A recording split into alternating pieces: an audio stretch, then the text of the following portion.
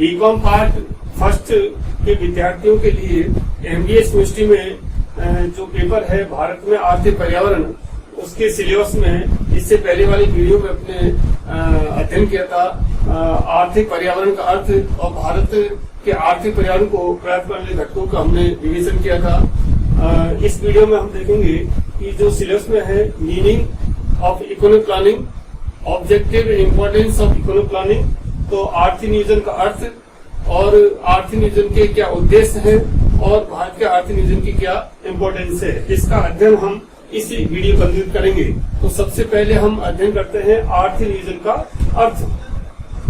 आर्थिक नियोजन का अर्थ, आर्थिक नियोजन में जो शब्द है नियोजन, प्लानिंग, प्लानिंग को पहले समझने की कोशिश करते हैं। तो प्लानिंग का मतलब क्या है कि कोई भी व्यक्ति अपने उद्देश्य की प्राप्ति करने के लिए, जो कार्य की करने के लिए जो योजना बनाता है, उसी को अपन प्लानिंग कहते हैं। अब आर्थिक नियोजन ऐसी प्लानिंग जो कि अर्थव्यवस्था के सुचारू संचालन के लिए किसी भी राष्ट्र के द्वारा जो बनाई जाती है, उसको अपन आर्थिक नियोजन का अंतर्गत समझ कर सकते हैं। हम ये जानते हैं कि किसी भी राष्ट्र के पास में जो साधन है वो सीमित मात्रा में है और प्रत्येक राष्ट्र चाहता है कि इन सीमित साधनों का हम अधिकतर उपयोग करें। तो कहने का आशय ये हुआ कि कोई भी राष्ट्र जो अपने सीमित साधनों से एक निश्चित अवधि में अधिकतर उपयोग प्राप्त करना चाहता है, तो आर्थिक नियोजन का आशय हो गया कि एक राष्ट्र अपने सीमित साधनों का एक निश्चित अवधि में अधिकतम उपयोग प्राप्त करने की एक विधि है, जिसके अंतर्गत हम अपने जो रिसोर्सेज हैं उनका हम मैक्सिमम यूटिलाइजेशन कर सके। इस तरह की जो टेक्निक्स हैं उसको हम आर्थिक नियोजन के अंतर्गत सम्मिलित करते हैं।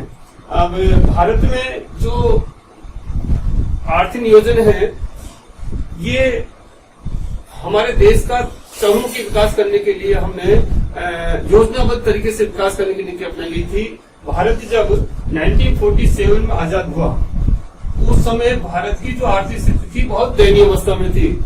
उद्योग धंधे पिछड़े हुए थे, कृषि का विकास नहीं होता, गरीबी थी, बेरोजगारी थी, लोगों का जीवन स्तर निम्न था और अंग्रेजों ने जो 200 वर्षों का हमारे ऊपर शासन किया था, उसमें उन्होंने उद्योग धंधों का ज्यादा विकास नहीं किया था। तो जैसे ही स्वतंत्रता प्राप्ति के पश्चात भारत सरकार ने भारत का जो विकास करने के लिए, योजनाबद्ध तरीके से विकास करने के लिए पंचवर्षीय योजनाओं का योजनाबद्ध तरीके से विकास करने पंचवर्षीय योजनाओं का निर्माण किया। तो पंचवर्षीय योजनाओं का निर्माण करने के लिए भारत सरकार के द्वारा सबसे पहले 1948 में भारतीय योजना आयोग की इंडस्ट्री पॉलिसी घोषणा की गई थी और बाद में 1950 में भारतीय योजना आयोग के द्वारा पंचवर्षीय योजनाओं का निर्माण किया जाता है और हमारे देश में पंचवर्षीय योजनाएं बनाई गई और अब तक कुल 12 पंचवर्षीय योजनाएं हमारे देश में बन चुकी हैं और 2017 के पश्चात कोई पंचवर्षीय योजना नहीं बनी, क्योंकि वर्तमान जो सरकार है, मोदी गवर्नमेंट है, उन्होंने योजना आयोग के स्थान पर नीति आयोग की स्थापना की है। तो वर्तमान में नीति आयोग के द्वारा ही देश में अर्थव्यवस्था का संचालन किया जा रहा है। भारत में जो योजना का निर्माण है वो भारतीय योजनाओं के द्वारा किया जाता रहा है और सामान्यतः ये योजनाएं जो बनाई जाती हैं वो 5 साल की बनाई जाती है और ये पंचवर्षीय योजना एक क्रमबद्ध निरंतर प्रक्रिया रही है। एक योजना खत्म होती है, दूसरी शुरू हो जाती है। इसमें कुछ अपवाद भी रहे थे और इसमें सरकार के द्वारा इसमें बनाई जाती है, क्रियान्वयन जो है उसमें सामान्य जनता का सहयोग भी मिलता है। अब हम अध्ययन करेंगे कि इम्पोर्टेंस ऑफ इकोनॉमिक प्लानिंग या ऑब्जेक्टिव्स ऑफ इकोनॉमिक प्लानिंग। उद्देश्य, कोई भी राष्ट्र आर्थिक नियोजन क्यों अपनाना चाहता है, तो हम भारत के संदर्भ में अध्ययन करते हैं तो पहला पॉइंट ले सकते हैं रैपिड इकोनॉमिक डेवलपमेंट, तीव्र गति से आर्थिक विकास। तीव्र गति से आर्थिक विकास करने के लिए, तीव्र गति से आर्थिक विकास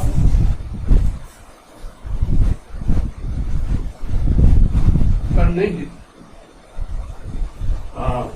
नियोजन का जो प्रमुख उद्देश्य लिखा था, तीव्र गति से आर्थिक विकास करने के लिए। तो भारत का चूंकि विकासशील राष्ट्र है, हम अपने देश का तीव्र गति से आर्थिक विकास करना चाहते हैं, तो उसके लिए पंचवर्षीय योजनाएं बनेगी जिससे हम सीमित साधनों का अधिक उपयोग कर सके। तो तीव्र गति से आर्थिक विकास कब होगा, इसके लिए सिद्धांत है वेग कोश थ्योरी। वेग कोश थ्योरी, बड़े धक्के का सिद्धांत। बड़े धक्के का सिद्धांत मतलब है कि यदि जितने भी रिसोर्सेज हैं उनको हम एक साथ काम में लेंगे तो विकास की जो गति है वो तीव्र हो सकती है। एक एग्जाम्पल के द्वारा मैं इसको करने की कोशिश कर रहा हूँ यहाँ पर, कि जैसे रेलवे की जो पटरी है, रेलवे जो लाइन है, उसको चेक करने के लिए बिना इंजन की गाड़ी चलती है, उसमें एक या दो व्यक्ति धक्का लगाते हैं और जितना दूर का धक्का लगता है उतनी इसकी स्पीड बढ़ती है। तो इसी प्रकार से देश की जो आर्थिक विकास की जो गाड़ी है उसको गति को यदि तीव्र करना है तो हमारे पास में जितने भी रिसोर्सेज हैं उनको एक साथ काम में लेकर के और काम में लेना पड़ेगा। तो इन पंचवर्षीय योजना का उद्देश्य रखा गया था कि हम देश का तीव्र गति से आर्थिक विकास कर सकते हैं। उसके बाद नेक्स्ट पॉइंट हम ले सकते हैं राष्ट्रीय आय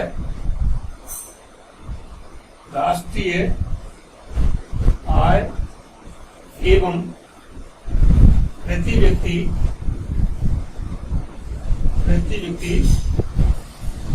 आय में वृद्धि करने। राष्ट्रीय आय एवं प्रति व्यक्ति आय में वृद्धि करने के लिए। अब राष्ट्रीय आय किसे कहते हैं? राष्ट्रीय आय का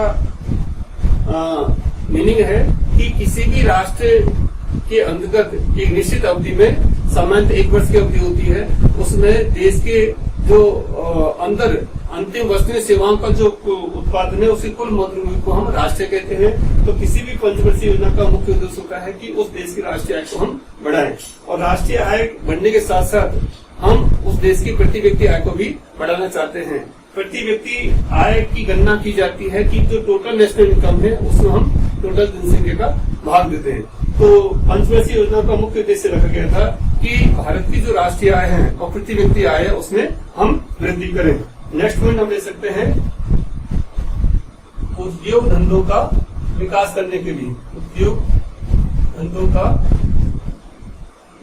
विकास करने के लिए या उद्योग धंधों का विकास करने के लिए, क्योंकि जब अंग्रेजों का शासन था तो उन्होंने कच्चा माल हमारे देश से ले जाते थे और तैयार करके विदेशों से वापस इंडिया में भेजते थे। उद्योग धंधों का इतना विकास नहीं होता, तो पंचवर्षीय का उद्देश्य रखा गया था कि भारत में ही बड़े बड़े उद्योग धंधे का विकास किया जाए और बेसिक जो इंडस्ट्रीज हैं, आधारभूत जो उद्योग धंधे हैं, उनका हम विकास करें जिससे कि देश तेज गति से आर्थिक विकास कर सकता है। उसके बाद नेक्स्ट पॉइंट ले सकते हैं अपन कृषि का विकास करने के लिए। कृषि का विकास करने के लिए एग्रीकल्चर, क्योंकि भारतीय अर्थव्यवस्था कृषि प्रधान अर्थव्यवस्था है। भारत के अधिकांश लोगों का जो मुख्य रोजगार का साधन है वो एग्रीकल्चर एवं उससे संबंधित साइकिलियां हैं। भारत के अधिकांश जनसंख्या गाँव में निवास करती है, तो भारत की जो अर्थव्यवस्था है उसमें बहुत बड़ा योगदान एग्रीकल्चर सेक्टर का है। इसलिए इन पंचवर्षीय योजना का उद्देश्य रखा गया था कि हम कृषि का ज्यादा से ज्यादा विकास करें। उसके बाद नेक्स्ट पॉइंट लिख सकते हैं अपन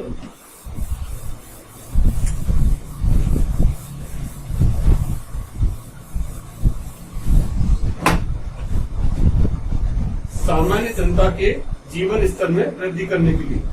सामान्य जनता के जीवन स्तर में वृद्धि करने,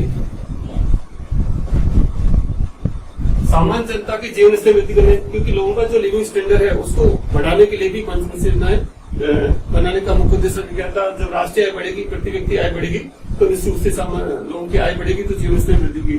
अब जीवन स्तर दो प्रकार का होता है, एक तो होता है उच्च जीवन स्तर और एक होता है सामान्य और एक होता है निम्न। तो उच्च जीवन स्तर किसे कहेंगे और सामान्य जीवन स्तर किसे कहते हैं और निम्न जीवन स्तर किसे कहेंगे? तो सामान्य जो जीवन स्तर, उच्च जीवन स्तर है, उसका मतलब है कि यदि कोई व्यक्ति अपनी दैनिक आवश्यकताओं की पूर्ति करता है और आरामदायक विलासिक वस्तुओं को उपभोग करता है तो उसका जीवन स्तर उच्च माना जाता है। और जो व्यक्ति अपनी दैनिक आवश्यकताओं की पूर्ति भी नहीं कर पाता है उसको हम जीवन स्तर में निम्न मानते हैं। और सामान्य जीवन स्तर जो व्यक्ति अपनी दैनिक आवश्यकता की पूर्ति कर लेता है उसका सामान्य जीवन स्तर होता है। तो जैसे व्यक्तियों की आय बढ़ेगी तो दैनिक आवश्यकता की पूर्ति साथ साथ आरामदायक और विलासदायक वस्तुओं को भी उपभोग करना शुरू करेंगे। तो पंचवर्षीय योजना का उद्देश्य रखा जाता है कि हमारे जो जीवन स्तर है उसमें वृद्धि की जाए। व्यक्ति आधारभूत जो आवश्यकता है, बेसिक जो नीड्स है, उनके अलावा जो आरामदायक विलासदायक वस्तुओं को उपभोग करें। जैसे व्यक्ति साइकिल से जाना था, स्कूटर है, कार है, उनका उपभोग प्रारंभ करें। फ्रिज है, कूलर है, एसी है, यानी कि जो आरामदायक विलासदायक वस्तु उनको यदि उपभोग करने लग जाता है व्यक्ति, हम कह सकते हैं कि उसका जीवन स्तर में वृद्धि हो रही है। नेक्स्ट पॉइंट ले सकते हैं हम maximum utilisation of resources. Maximum utilisation resources संसाधनों का अधिकतम उपयोग करने के लिए, संसाधनों का अधिकतम उपयोग करने मैक्सिमम यूटिलाइजेशन रिसोर्स। हमारे देश में जो भी रिसोर्सेज है, चाहे प्राकृतिक साधन है, चाहे मानवीय संसाधन है या वित्तीय संसाधन है, उनका अधिकतम उपयोग करने के लिए हम योजनाएं बनानी पड़ती हैं और उनका मुख्य उद्देश्य होता है कि इन संसाधनों का हम अधिकतम उपयोग कर सकते हैं। आज की वीडियो में हम इतना ही डिस्कस करेंगे। Thank you.